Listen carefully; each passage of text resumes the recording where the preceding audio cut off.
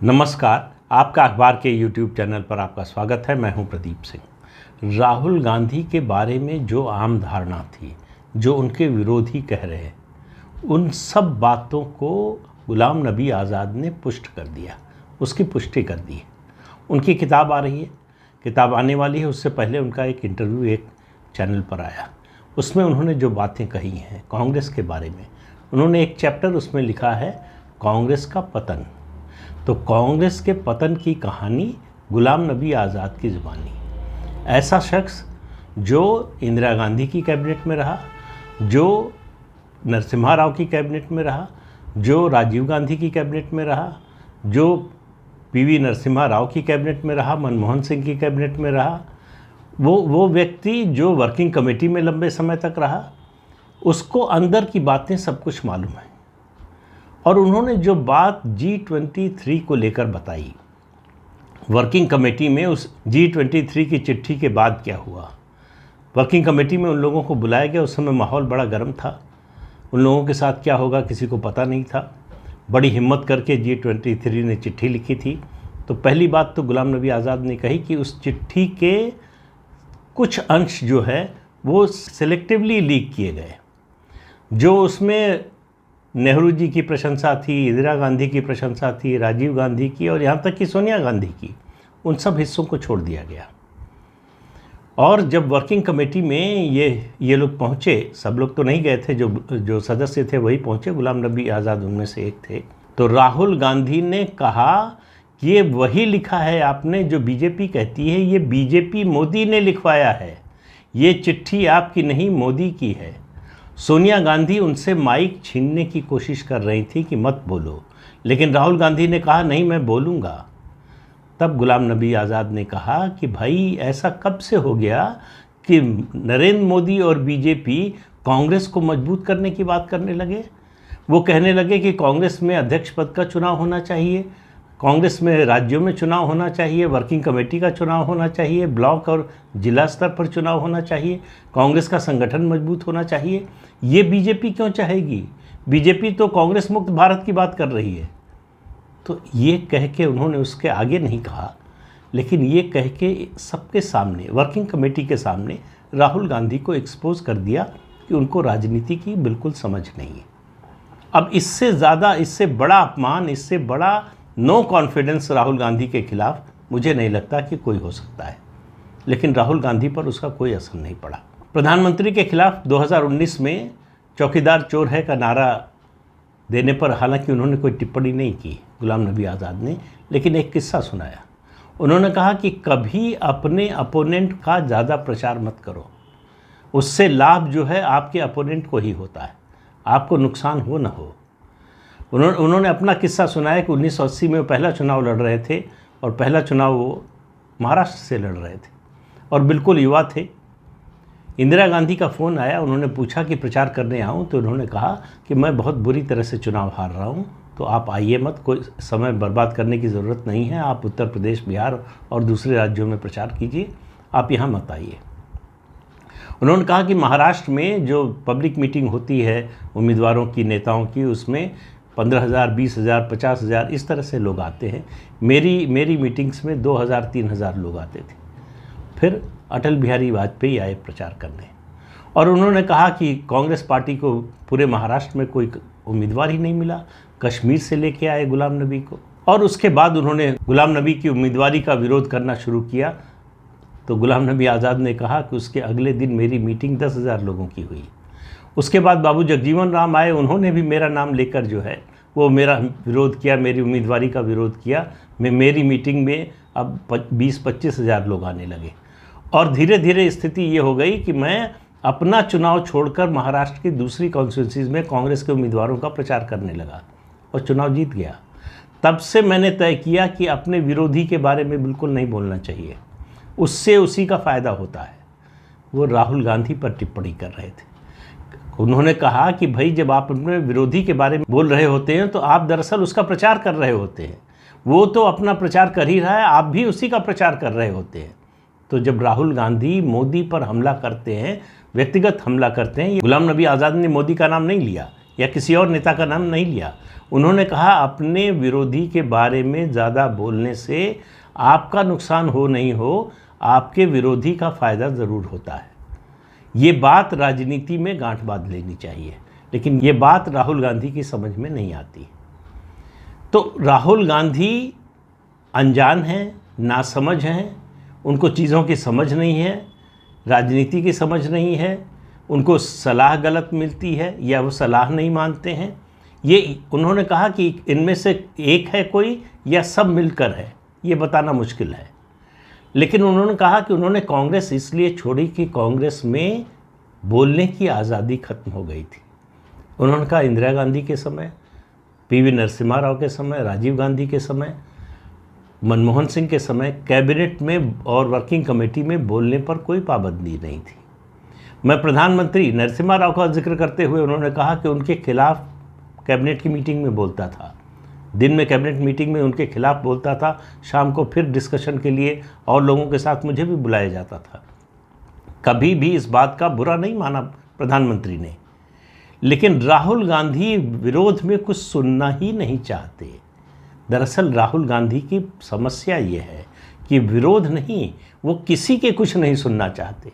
गुलाम नबी आज़ाद ने कहा कि भाई हम इसीलिए वो ऑर्डिनेंस ला रहे थे, वो कानून बना रहे थे कि उसमें सुप्रीम कोर्ट का जो जजमेंट आया था उसमें एक परिवर्तन किया जाए कि ये जो तुरंत सदस्यता ख़त्म होने का मामला है ये उन राजनीतिक लोगों के खिलाफ हो जिनकी आपराधिक पृष्ठभूमि हो या जो आपराधिक मामलों में सज़ा पा रहे हो। बाकी जो पॉलिटिकल लोग हैं उनके मामले में नहीं होना चाहिए। लेकिन उस समय राहुल गांधी की समझ में नहीं आया, तो उन्होंने कहा कि उस समय जब ऑर्डिनेंस फाड़ दिया तो अब क्यों रो रहे हैं। और उन्होंने बहुत सी बातें कही हैं। वो किताब मैं मंगवाऊंगा और उसको पढ़ने के बाद उस पर एक और वीडियो बनाऊंगा, उसमें से और चीज़ें निकलेंगी। उन्होंने बहुत शुरू से जब से वो राजनीति में आए तब से की बात की। उन्होंने कहा कांग्रेस में हाई कमान का जो कल्चर आया वो कामराज प्लान के बाद आया, जो जवाहरलाल नेहरू लाए थे। जवाहरलाल नेहरू को सुरक्षित करने के लिए, राज्य के नेताओं को जो ताकतवर थे उनको कमज़ोर करने के लिए, राज्य और केंद्र के नेताओं को सबसे इस्तीफ़ा दिलाया गया था, मुख्यमंत्रियों से और केंद्रीय मंत्रियों से। उसके बाद पूरा पुनर्गठन का अधिकार जो है वो जवाहरलाल नेहरू को दिया गया था। वहीं से कांग्रेस में हाईकमान का कल्चर आया। और फिर उन्होंने कहा कि जो है इंदिरा गांधी के समय का जिक्र करते हुए कहा कि दो नेताओं, हेमवती नंदन बहुगुणा उत्तर प्रदेश में वो ब्राह्मणों के नेता थे, वो राजपूतों के नेता थे, वो दलितों के नेता थे, वो मुसलमानों के नेता थे, वो सभी वर्गों के नेता थे। जब से बहुगुणा को हटाया इंदिरा गांधी ने, उसके बाद से उत्तर प्रदेश में कांग्रेस कभी संभल नहीं पाई। इसी तरह से उन्होंने कहा कि जगन्नाथ मिश्रा बिहार के हेमवती नंदन बहुगुणा थे, उनको हटाया, उसके बाद से बिहार में कांग्रेस कभी संभल नहीं पाई। तो इन दो उदाहरणों से उन्होंने बताने की कोशिश की कि जो क्षत्रप थे, जो प्रदेश के स्तर के बड़े नेता, जनाधार वाले नेता थे, जिनकी व्यापक स्वीकारोक्ति थी, जिनका व्यापक जनाधार था सभी वर्गों में, जिनकी पहुंच और पकड़ थी, उनको जिस तरह से उनके पर काटे गए, जिस तरह से उनका कद छोटा किया गया, उनको ह्यूमिलिएट किया गया, उनको पद से हटाया गया, वहाँ से कांग्रेस के पतन की कहानी शुरू होती है। और मुझे लगता है कि वो जिस तरह से बोल रहे थे उसमें राहुल गांधी के बारे में तो शायद वो कुछ बोलना ही नहीं चाहते। उनका सारा आरोप था राहुल गांधी को लेकर, उनकी कार्यशैली को लेकर। उन्होंने राहुल गांधी की भारत जोड़ो यात्रा का भी मजाक उड़ाया। उन्होंने कहा जब भारत जोड़ो यात्रा का इतना ट्रैक्शन मिल रहा है, इतना प्रचार हुआ, इतना उसका प्रभाव था, तो सूरत में हवाई जहाज़ में कांग्रेस वर्किंग कमेटी के मेंबर्स और मुख्यमंत्रियों को लेकर जाने की क्या ज़रूरत थी। उस दिन तो 1 लाख लोगों को अपने आप इकट्ठा हो जाना चाहिए था सूरत में, अगर इतना प्रभाव था भारत जोड़ो यात्रा का। फिर उन्होंने कहा इंदिरा गांधी की जब सदस्यता गई थी तो उस समय उनके एक फ़ोन से जामा मस्जिद से 10,000 लोग चल चुके थे। उसके अलावा दिल्ली में और लोग आ गए। अपने आप एक फ़ोन कॉल पर लोग आते गए और देश भर में लाखों लोगों ने गिरफ्तारी दी। राहुल गांधी की सदस्यता खत्म होने के बाद तो ऐसा कुछ हुआ नहीं। तो उनका कहना था कि कांग्रेस का जनाधार बचा नहीं है, कांग्रेस में बोलने की आज़ादी नहीं है। उन्होंने कहा G23 के लोगों ने क्या लिखा था ऐसा? वो क्या अपने लिए प्रधानमंत्री का पद मांग रहे थे, पार्टी के अध्यक्ष का पद मांग रहे थे, या कोई और पद मांग रहे थे? वो सिर्फ इतना ही तो कह रहे थे कि पार्टी में चुनाव होना चाहिए, एक पूर्णकालिक अध्यक्ष होना चाहिए, इसमें क्या बुराई है। उन्होंने कहा G23 के लोगों को जो है वो बीजेपी की बी टीम कह दिया गया, और जिन लोगों ने उनमें से सरेंडर कर दिया वो फिर एक तरह से जो है वो परिवार के भक्त हो गए, जिन्होंने सरेंडर नहीं किया वो बीजेपी के बी टीम बने हुए हैं। तो इस तरह की सोच में पार्टी कैसे चलेगी। उन्होंने कहा कि ऐसे माहौल में पार्टी में नहीं रहा जा सकता। तो ये जो कांग्रेस पार्टी कहती है कि डेमोक्रेसी ख़त्म हो गई है, ये जो कांग्रेस पार्टी कहती है कि बोलने की आज़ादी ख़त्म हो गई है, दरअसल ये सब ख़त्म हुआ है कांग्रेस पार्टी के अंदर। राहुल गांधी जो बोलते हैं ये ख़त्म हो नहीं रहा है, ख़त्म हो चुका है। जो उन्होंने ऑक्सफोर्ड में कहा भारत में डेमोक्रेसी के बारे में कि ये मत समझिए कि ख़त्म होने वाला है, भविष्य में होगा, ये हो चुका है। तो ये कांग्रेस पार्टी में हो चुका है। कांग्रेस पार्टी में डेमोक्रेसी, इंटरनल डेमोक्रेसी ख़त्म हो चुकी है, बोलने की आज़ादी नहीं है। अगर आप कुछ बोलेंगे तो आपको भाजपा की बी टीम, भाजपा का एजेंट, ये सब कहा जा सकता है, और ये सब कहने वाले सिर्फ और सिर्फ राहुल गांधी हैं। तो गुलाम नबी आज़ाद जो कुछ बोल रहे हैं, लंबे अनुभव से बोल रहे हैं, अंदर की जानकारी के आधार पर बोल रहे हैं।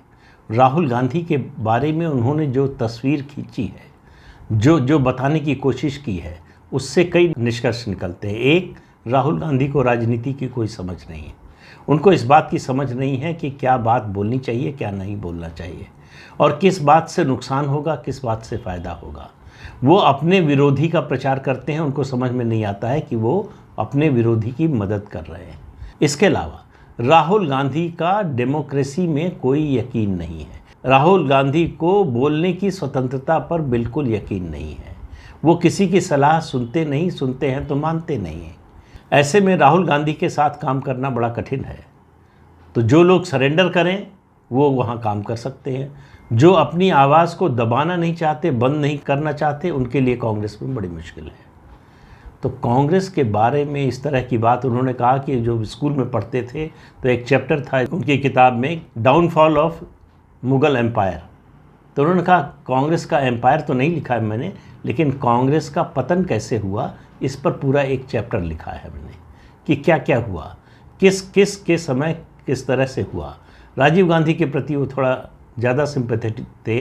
उन्होंने कहा कि उनके सलाहकारों ने उनसे गलत फैसले करवाए, लेकिन कुल मिलाकर जो उन्होंने बात कही वो ये कि चाहे इंदिरा गांधी प्रधानमंत्री के रूप में, राजीव गांधी, पीवी नरसिम्हा राव, ये सब विरोध की आवाज़ से कभी परेशान नहीं होते थे। इन सब के समय में कांग्रेस वर्किंग कमेटी और कैबिनेट में आप वैकल्पिक विचार रख सकते थे, इस पर कोई रोक नहीं थी, इसका कोई बुरा नहीं मानता था। राहुल गांधी के समय में ये सब खत्म हो चुका। उन्होंने जो कहा उससे एक निष्कर्ष ये भी निकलता है कि सोनिया गांधी बेबस नज़र आती हैं राहुल गांधी के समय। ये उनके शब्द नहीं हैं, ये मैं कह रहा हूँ जिस तरह से वो बता रहे थे कि सोनिया गांधी उनसे माइक छीनने की कोशिश कर रही थी, लेकिन राहुल गांधी नहीं रुके, बोले और बोलते रहे। अपनी ही पार्टी के वरिष्ठ नेताओं को बीजेपी का एजेंट बताना, ये कौन सी पार्टी का नेता कर सकता है? ये वही कर सकता है जिसको राजनीति की कोई समझ ना हो, जिसको पता ना हो कि राजनीति कैसे की जाती है। गुलाम नबी आज़ाद के इंटरव्यू से ऐसा लगता है, उनकी किताब में भी होगा, इसके बारे में विस्तार से होगा, कि G23 की चिट्ठी मिलने के बाद पूरा गांधी परिवार बुरी तरह से हिल गया था, डर गया था, अगर कहूँ तो गलत नहीं होगा। और उस डर से राहुल गांधी बौखलाए हुए थे जिस तरह का जवाब उन्होंने वर्किंग कमेटी में दिया। तो उस समय भी खबरें आई थी, वर्किंग कमेटी में G23 के जो सदस्य थे उनके लिए समस्या थी कि अगर वो कुछ भी बोलेंगे तो उन पर इतनी ज़ोर का हमला होगा। तो इसलिए जो है दो ही विकल्प थे, या तो अपनी आवाज़ उठाएं और बाहर चले जाएं, या फिर आत्मसमर्पण कर दें और चुपचाप बैठे रहें। तो अलग अलग लोगों ने अलग अलग रास्ता चुना।